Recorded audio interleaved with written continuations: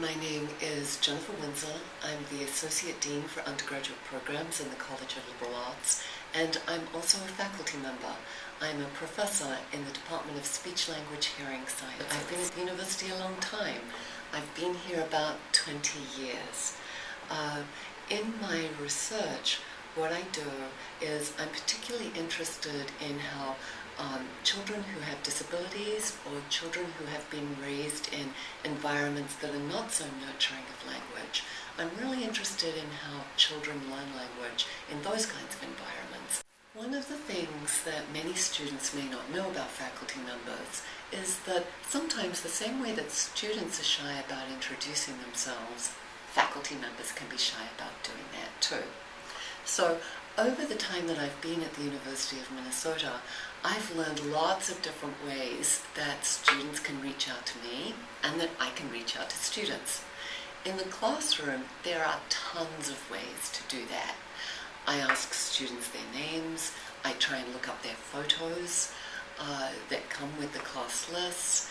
We have discussion groups where students can introduce themselves to me. I can introduce myself to students. Students can come up before class, after class. It doesn't have to be formal. There are tons of ways in the classroom that just letting a faculty member know what your name is, letting them know something you're interested in, you asking about what the faculty member is interested in, all those little things can help break the ice. It doesn't always have to be in the classroom though. Some of the most memorable instances that I've interacted with students have been when they've said, "Hey Prof," as they've walked across Northrop Mall.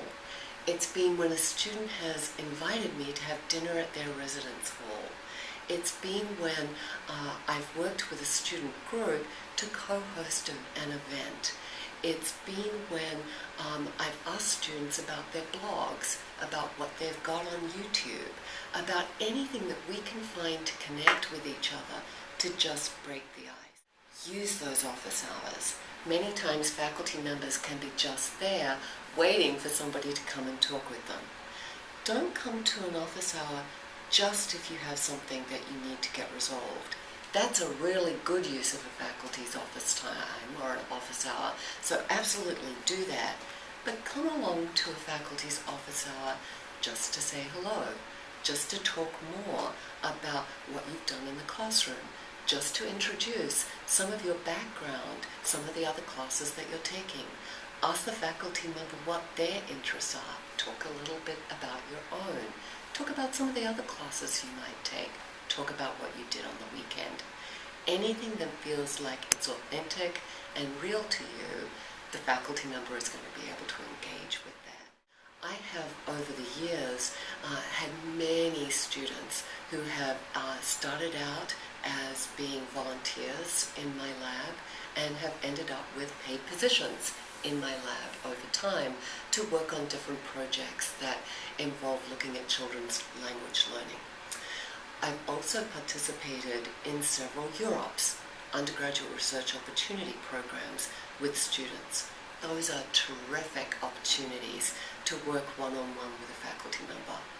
One of my most recent and favorite UROPs was with an undergraduate student who wanted to compare Spanish-speaking and English-speaking children's use of different types of language skills. She initiated the project, we did a lot of reading together, we did the project.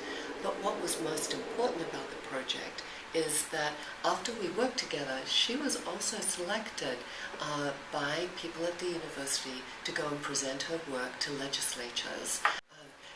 It's important as a faculty member for me to try and get to know students individually. Now that doesn't mean that it's always easy to do that in the first week of class, especially if it's a large class. But it's important to me, one, because I'll see you 3 days a week, so I'm going to be spending a lot of my life with you, so I like to have that interaction.